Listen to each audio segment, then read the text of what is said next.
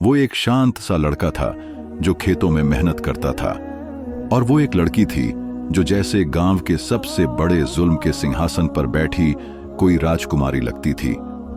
किस्मत ने उनके बीच एक ऐसी रेखा खींच दी थी जिसे सिर्फ आंखों के आंसू ही मिटा सकते थे। सूरज की किरणें जमीन पर बिखर रही थीं और गांव के चारों तरफ फैले खेतों में एक जानी पहचानी सी खामोशी के साथ जिंदगी जाग रही थी। गेहूं की बालियां हवा में झूम रही थीं और उन्हीं के बीच एक सीधा साधा लड़का धूल भरे कपड़ों में पसीने से भीगा हुआ चुपचाप हल चला रहा था। उसका नाम था फराज। फराज गांव के एक पुराने किसान नजीर का बेटा था। नजीर हर दिन की शुरुआत अल्लाह का नाम लेकर करता और शाम होते ही आसमान की तरफ देखकर कहता, मालिक, आज भी तेरी जमीन को अपना पसीना दिया है, अब कुछ रोजी दे दे। मगर इस मिट्टी की रोजी अक्सर चौधरी रफ़ाकत अली की तिजोरी में चली जाती थी। चौधरी रफ़ाकत गांव का सबसे ताकतवर आदमी था। ज्यादा जमीन, ज्यादा पैसा और सबसे ज्यादा जुल्म उसी के पास था। वो गरीबों की बेटियों को नौकरानियां समझता था और कमजोरों की आवाज दबा देना उसका पुराना खेल था। उसके बंगले के चारों तरफ सफेद संगमरमर की दीवारें थीं, लेकिन उसका दिल सर्द, बेरहम और स्याह था। उसी चौधरी की एक ही बेटी थी, माहम। खूबसूरत, पढ़ी लिखी, मगर अपने बाप की अकड़ और घमंड का आईना। गांव में कोई लड़का उसकी तरफ नजर उठाने की हिम्मत नहीं करता था, जैसे वो किसी और ही दुनिया से आई हो। लेकिन एक दिन किस्मत ने उसी लड़की को उस लड़के से मिला दिया जो मिट्टी को खोदकर अपनी जिंदगी चलाता था। फराज की मां बीमार थी और उसे दवाई के लिए शहर जाना था। उसी दिन माहम अपने स्कूल के दोस्तों के साथ शहर से लौट रही थी कि गांव के किनारे उसकी कार खराब हो गई। ड्राइवर कहीं चला गया था और सब परेशान थे। तभी फराज वहां से गुजरा। ओ लड़के, माहम की आवाज में घमंड था, गाड़ी को धक्का लगाओ। फराज ने एक पल उसे देखा, फिर नजरें झुकाकर बोला, जी कोशिश करता हूं। कुछ ही मिनटों में गाड़ी स्टार्ट हो गई। माहम के दोस्तों ने ताली बजाई। माहम ने फराज को देखा। उसकी आंखों में एक अलग ही शांति थी। वो आंखें कुछ कह रही थीं, मगर जुबान चुप थी। तुम्हारा नाम क्या है? फराज। क्या करते हो? खेतों में काम करता हूं। माहम कुछ नहीं बोली। फराज भी चुप रहा। फिर कार चली गई और माहम अपनी दुनिया में लौट गई। मगर वो लम्हा दोनों के दिलों में बस गया। रात को माहम अपने कमरे में बैठी थी। चौधरी रफ़ाकत ने पूछा, बेटी, शहर का सफर कैसा रहा? ठीक था अब्बा। तेरी मां कह रही थी किसी बड़े घर के लड़के से तेरे रिश्ते की बात करें। तुझे कैसा लगता है? माहम ने नजरें झुका ली। अब्बा, अभी नहीं। जिस लड़की को पूरा गांव रानी समझता था, वही अब एक मजदूर के चेहरे को भूल नहीं पा रही थी। उधर फराज के दिल में एक ख्वाब पलने लगा था, एक ऐसा सपना जो उसकी औकात से बड़ा था। मगर सपनों का क्या है, वो तो आंखों के पीछे चुपचाप उगाते हैं। अब माहम अक्सर बहाने से खेतों की तरफ निकल जाती, कभी किसी काम से, कभी यूं ही। और फराज हमेशा दूर खड़ा, नजरें जमीन पर, मगर आंखें कभी कभी ऊपर देखती जरूर थीं। एक दिन माहम रुकी, पहली बार। फराज। वो चौंका। जी, तुम्हें कभी नहीं लगता कि तुम्हें आगे बढ़ना चाहिए? फराज ने गहरी सांस ली। हम जैसे लोग सिर्फ सपना देख सकते हैं, उन्हें छू नहीं सकते। कभी कोशिश की? नहीं, क्योंकि हम जानते हैं हम कहां हैं और तुम कहां। माहम चुप रही, फिर बोली, शायद वक्त बदल रहा है। ये लफ्ज फराज के लिए जैसे एक तूफान थे। शायद किस्मत अब नया रास्ता लिखने लगी थी। मगर उधर चौधरी रफ़ाकत को कुछ शक हो गया था। किससे मिलने जाती है मेरी बेटी? गांव में देर क्यों लगती है? उसने अपने आदमियों को माहम के पीछे लगा दिया और एक दिन सारा राज खुल गया। उस गरीब किसान का बेटा, नजीर का निकम्मा लड़का, मेरी बेटी। चौधरी की दहाड़ से हवेली हिल उठी। फराज को खेत से पकड़कर लाया गया, उसे पीटा गया, जंजीरों में जकड़कर चौधरी के सामने खड़ा किया गया। हिम्मत कैसे हुई मेरी बेटी को देखने की? फराज चुप रहा। बदन पर जख्म थे, लेकिन आंखों में डर नहीं। माहम दौड़ती हुई आई। अब्बा, बस करो, चुप हो जा। मेरी इज्जत मिट्टी में मिला दी तूने। माहम ने पहली बार अपने बाप की आंखों में आंखें डालकर कहा, मैं उससे मोहब्बत करने लगी हूं। चौधरी ने थप्पड़ मारा। जोरदार। माहम जमीन पर गिर पड़ी। आज से तू मेरी बेटी नहीं, और ये लड़का कल सुबह तक जिंदा नहीं रहेगा। वो रात शायद दोनों की सबसे लंबी रात थी। फराज को हवेली के एक बंद कमरे में कैद कर दिया गया। माहम भी अपने कमरे में बंद थी, आंखों में आंसू, दिल में तूफान। और फिर रात के आखिरी पहर, जब चांदनी धीमी पड़ने लगी, एक दरवाजा आहिस्ता से खुला। माहम चुपचाप उस कमरे में आई जहां फराज बंद था। उसकी आंखें सूजी हुई थीं, चेहरा घायल, लेकिन मुस्कुरा रहा था। क्यों आई हो? अब क्या बचा है? माहम ने जंजीरें खोलते हुए कहा, अब वक्त है या तो सब छोड़कर भाग जाने का, या सब खत्म कर देने का। फराज की रूह कांप गई, मगर मोहब्बत वो ताकत है जो सबसे कमजोर को भी सबसे मजबूत बना देती है। और फिर वो दोनों अंधेरे में दुनिया के उसूलों के खिलाफ जुल्म के साए से भागते हुए एक नई सुबह की तरफ निकल पड़े। रात बहुत काली थी। चारों तरफ सन्नाटा फैला था, जैसे हवा भी उनके कदमों की आहट से डर रही हो। माहूम ने फराज का हाथ कसकर पकड़ रखा था, और फराज, उसकी आंखों में सवालों की एक पूरी दुनिया थी। हम कहां जाएंगे? वहां जहां ये जुल्म हमें ढूंढ न सके। जब सुबह चौधरी रफाकत को पता चला कि माहूम और फराज दोनों गायब हैं, तो पूरा गांव हिल गया। दरवाजे बंद कर दो, सारे रास्ते बंद कर दो।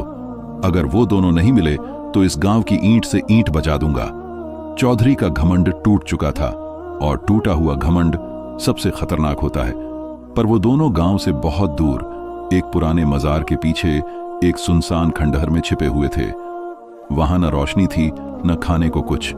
माहूम, जिसने कभी धूप में पैर नहीं रखा था, अब नंगी जमीन पर सो रही थी। और फराज, जो पहले ही भूखा रहना जानता था, अब दो जानों की फिक्र में परेशान था। फराज, क्या हमने गलत किया? हमने वही किया जो सच था, पर सच के रास्ते आसान नहीं होते। वहां कांटे होते हैं, साए नहीं। 2 दिन बीत गए। माहूम की तबीयत बिगड़ने लगी। उसे बुखार हो गया, खांसी बढ़ती गई, और वो कमजोर होती चली गई। फराज जंगल से कुछ फल लाता, नदी से मिट्टी के बर्तन में पानी भर लाता। वो लड़का जो पहले जमीन से अनाज उगाता था, अब प्यार को जिंदा रखने की लड़ाई लड़ रहा था। इधर गांव में चौधरी ने ऐलान कर दिया, जो फराज का सिर लाएगा उसे 5,000 रुपये इनाम मिलेगा। 5,000, एक गरीब के लिए पूरी जिंदगी का सहारा। अब लोग फराज के दुश्मन बनने लगे, यहां तक कि उसके वो दोस्त भी जो कल तक उसके साथ खेतों में काम करते थे, अब इनाम की लालच में उसे ढूंढने निकल पड़े। एक शाम जब फराज पानी लेकर वापस आया, माहूम का चेहरा पीला पड़ चुका था। वो तेज बुखार में बड़बड़ा रही थी। फराज, वो हमें मार डालेंगे, अब्बा हमें मार देगा। नहीं माहूम, मैं तुम्हें कुछ नहीं होने दूंगा। वो उसे उठाकर एक दरवेश के मजार पर ले गया जो थोड़ी दूर पर था। वहां एक फकीर बैठा था, सफेद कपड़े, रोशन चेहरा, हाथ में तस्बीह। फराज ने माहूम को उनके कदमों में रख दिया। बाबा जी, इसे बचा लीजिए, ये मेरी जान है। फकीर ने उस पर दम किया, उसकी पेशानी पर हाथ फेरा और नर्म लहजे में बोला, ये जिस्म तो तप रहा है, लेकिन दिल सुकून में है। मोहब्बत की आग में जलने वाले लोग कभी हारते नहीं बेटा। अल्लाह तुम्हारे रास्तों को आसान बनाए। फकीर की दुआओं के बाद जैसे माहम को कुछ सुकून मिला, वो सो गई। फराज भी एक पेड़ के नीचे बैठ गया। उसकी आंखों से आंसू बह रहे थे।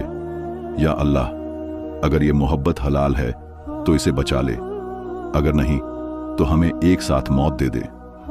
अगली सुबह जब सूरज निकला, माहम का बुखार उतर चुका था। वो कमजोर जरूर थी, लेकिन होश में आ चुकी थी। फराज ने फकीर का शुक्रिया अदा किया। फकीर ने उसके हाथ में एक छोटा चमड़े का थैला दिया। इसमें 2-3 दिन का खर्चा है, जा बेटा। मोहब्बत के रास्ते में रिस्क का वादा रब का है, इंसानों का नहीं। और दोनों वहां से निकलकर शहर की ओर रवाना हो गए। शहर, एक नई दुनिया, नई जबान, नए लोग और नए दुख। कभी पैसों की कमी, कभी रहने की जगह की मुश्किल, कभी भूखे सोना पड़ता, लेकिन वो साथ थे। फराज ने शहर में मजदूरी शुरू कर दी। एक राजमिस्त्री के साथ काम करता था। माहम, जिसने कभी झाड़ू तक नहीं उठाया था, अब एक फैक्ट्री में काम करती थी जहां कपड़े सिले जाते थे। शाम को दोनों एक छोटे से कमरे में लौटते, एक दूसरे को देखते और जैसे सारी थकान उतर जाती। माहम क्या तुम थक गई हो? नहीं फराज, जब तुम साथ होते हो जिंदगी जीने का मन करता है। उधर गांव में चौधरी की हालत बिगड़ने लगी थी। माहम के जाने के बाद वो जैसे पागल सा हो गया था। उसका घमंड टूट गया, इज्जत मिट्टी में मिल गई और लोग बातें करने लगे।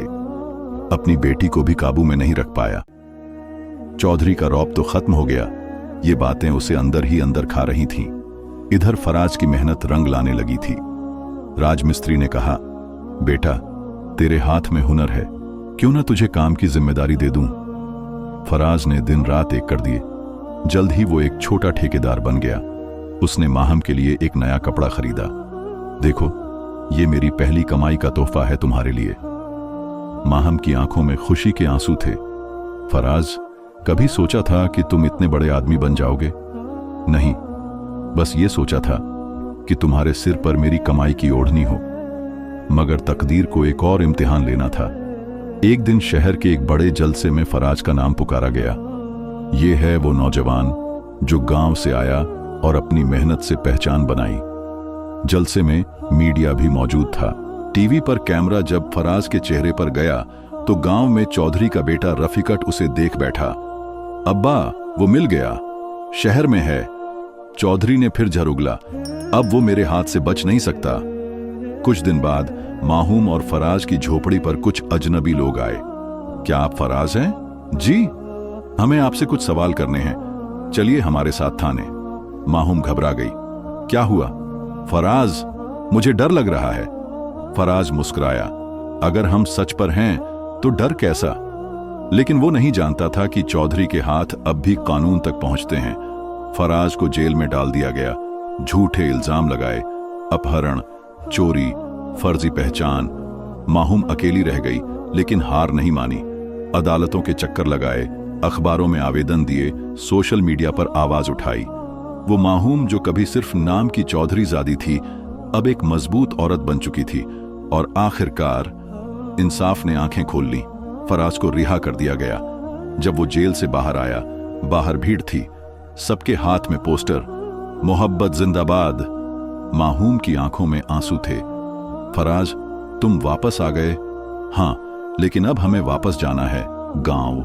गांव? हाँ, चौधरी को दिखाना है कि हम सिर्फ जिए नहीं, इज्जत से जिए। और वो दिन आया जब दोनों गांव लौटे। चौधरी की हवेली के बाहर खड़े होकर फराज ने कहा, माहूम, आज हमें उस डर को दफन करना है जो सालों से हमारे जैसे लोगों में जिंदा था। चौधरी की आंखों में हैरानी, नफरत और बेबसी सब कुछ था। माहूम ने अपने बाप के सामने खड़े होकर कहा, अब्बा, मैं तुम्हें माफ करने आई हूं। इसलिए नहीं कि तुमने जुल्म नहीं किया, बल्कि इसलिए कि अब मैं सिर्फ तुम्हारी बेटी नहीं, अपने शौहर की हमसफर हूं। चौधरी की आंखों में आंसू आ गए। माहूम, तूने बाप को छोड़ दिया? नहीं, बाप होने का मतलब सिर्फ जबरदस्ती करना नहीं होता। फराज आगे बढ़कर बोला, चाहो तो हम लौट सकते हैं, लेकिन अगर आप अपनी गलती मान लें तो यहीं रहेंगे। चौधरी ने जिंदगी में पहली बार सिर झुका दिया। माफ कर दे बेटा, तूने मुझे हरा दिया। चौधरी ने अपनी जिंदगी में पहली बार सिर झुका दिया। माफ कर दे बेटी, शायद मुझे प्यार और इज्जत के बीच का फर्क समझने में बहुत देर लग गई। तू जीत गई और मैं हार गया। माहूम आगे बढ़ी और अपने पिता के आंसू पोंछे। जिस दिन आपका घमंड टूटा, उस दिन मुझे मेरा असली पिता वापस मिल गया। गांव वालों ने वो मंजर देखा जो उन्होंने कभी सपने में भी नहीं सोचा था। चौधरी रफाकत अपनी बेटी और दामाद को गले लगा रहा था। जहां कभी नफरत की दीवार थी, वहां आज मोहब्बत का पेड़ उगाया था। कुछ दिनों बाद गांव की मस्जिद में निकाह हुआ। फराज और माहूम का रिश्ता, जो अल्लाह के नाम पर बना था, आज सबके सामने एक पवित्र बंधन में बदल गया। निकाह के बाद फराज ने माहूम की पेशानी, माथे पर एक चूम दिया। ये वो जगह है जहां सजदा किया जाता है। तुम मेरे लिए अल्लाह की सबसे बड़ी नेमत हो। माहूम की आंखों में वो सुकून था जो सिर्फ सच्चाई, सब्र और दुआ से मिलता है। जो कभी कच्ची झोपड़ी में रहते थे, आज वही लोग गांव में एक छोटा सा मदरसा चला रहे थे। वहां वो गरीब बच्चों को पढ़ाते, उन्हें जीने का मतलब सिखाते और इज्जत करना सिखाते। एक दिन माहूम ने मदरसे के एक कोने में बैठे फराज से पूछा, फराज, अगर हम भागे ना होते तो? फराज मुस्कुराया, तो शायद आज भी मैं तुम्हें सिर्फ दूर से देखता। और जो तुमने दुआ मांगी थी, याद है? अगर ये मोहब्बत हलाल है तो अल्लाह इसे बचा ले। फराज ने आसमान की तरफ देखा। अल्लाह ने न सिर्फ इसे बचाया बल्कि इस मोहब्बत को एक नेक रास्ता बना दिया। माहूम हंस पड़ी। और लोग कहते हैं मोहब्बत गुनाह है। फराज ने नरमी से जवाब दिया, जब मोहब्बत अल्लाह के डर और नबी के अदब से जुड़ जाए तो वो सिर्फ हलाल नहीं, इबादत बन जाती है। गांव अब बदल चुका था। चौधरी रफाकत अब हाजी रफाकत बन गया था। उसने अपनी जमीन पर गरीबों के लिए अस्पताल और कुआं बनवाया। वो हर महफिल में कहता था, अगर बेटी की इज्जत करोगे तो अल्लाह तुम्हें इज्जत देगा। माहूम और फराज की कहानी अब सिर्फ एक मोहब्बत की दास्तान नहीं थी, बल्कि ये एक इनकलाब था जिसे एक मजदूर ने कलम से नहीं, अपने किरदार से लिखा था। सुकून का वो वक्त शायद बस कुछ वक्त का मेहमान था। माहूम और फराज का मदरसा दिन ब दिन तरक्की कर रहा था। गांव के बच्चे जो पहले तालीम से दूर थे, अब कुरान और दुनिया की पढ़ाई दोनों सीख रहे थे। लेकिन जहां रोशनी होती है वहां अंधेरे भी जलते हैं। चौधरी रफाकत के कुछ पुराने दुश्मन जो गांव की जमीनों पर कब्जा करना चाहते थे, वो इस बदलाव से परेशान थे। ये एक किसान का बेटा और चौधरी की बेटी, अब गांव के लोग इनकी इज्जत कर रहे हैं। कल ये हमें भी चुनौती देंगे। एक रात मदरसे में आग लग गई। आग इतनी ज्यादा थी कि उसका धुआं आसमान तक पहुंच गया। माहूम और फराज बच्चों को बचाने के लिए जान जोखिम में डाल रहे थे। एक बच्चे की चीख गूंजी, बाजी, जैनब अभी अंदर है। माहूम ने एक पल भी नहीं सोचा, नंगे पांव आग में कूद पड़ी। फराज ने उसे रोकने की कोशिश की, लेकिन वो पहले ही कह चुकी थी, ये मदरसा सिर्फ हमारा नहीं, इन बच्चों की उम्मीद है। अगर एक भी बच्ची जल गई तो हम दूसरों को कैसे पढ़ाएंगे? माहूम जैनब को बचा लाई, लेकिन खुद पूरी तरह जल चुकी थी। फराज चीख पड़ा, या अल्लाह, ये कैसा इम्तिहान है? मेरी जन्नत, मेरी जिंदगी इस हालत में क्यों? चौधरी रफाकत दौड़ता हुआ आया और जब अपनी बेटी को जली हुई हालत में देखा तो वहीं सजदे में गिर पड़ा। या अल्लाह, मुझे ले ले, मेरी बेटी को बचा ले। माहूम का जिस्म अस्पताल के बिस्तर पर था, लेकिन उसकी रूह तो जैसे अल्लाह से मिलने के लिए पहले ही तैयार हो चुकी थी। फराज उसके पास बैठा, उसके जलते हुए हाथों को चूमता रहा। तुमने तो कहा था मोहब्बत इबादत होती है, तो क्या इबादत भी इतनी तकलीफ देती है? माहूम ने हल्की सी मुस्कान दी। तकलीफ तो गुनाह देता है फराज, इबादत तो कुर्बानी मांगती है। और फिर उसकी आवाज रुक गई, उसकी सांसें थम गईं, लेकिन होठों पर एक दर्द भरी मुस्कान रह गई। पूरा गांव उसके जनाजे में शामिल था। चौधरी रफाकत की आंखें सूनी थीं, जैसे उसका दिल उसी वक्त कब्र में उतर गया हो। फराज ने उसकी कब्र पर बैठकर अजान दी और फिर रोते हुए दुआ मांगी, या अल्लाह, अगर मेरी मोहब्बत सच्ची थी तो मुझे माहूम से फिर मिला देना, जन्नत में तेरे कदमों के पास। गांव के बच्चे जिन्हें माहूम पढ़ाती थी, रोज उसकी कब्र पर फूल चढ़ाते। उन्होंने मदरसा फिर से बनवाया और उसका नाम रखा गया मदरसा माहूम अल फलाह, माहूम की भलाई का मदरसा। फराज ने दोबारा शादी नहीं की। वो रातों में मस्जिद के कोने में बच्चों के जूते साफ करता और दिन में उन्हें पढ़ाता। लोग पूछते, तुम इतने गम में कैसे जीते हो? वो मुस्कुराकर कहता, मैं नहीं जी रहा, वो जिंदा है मेरे दिल में, मेरी हर सांस में।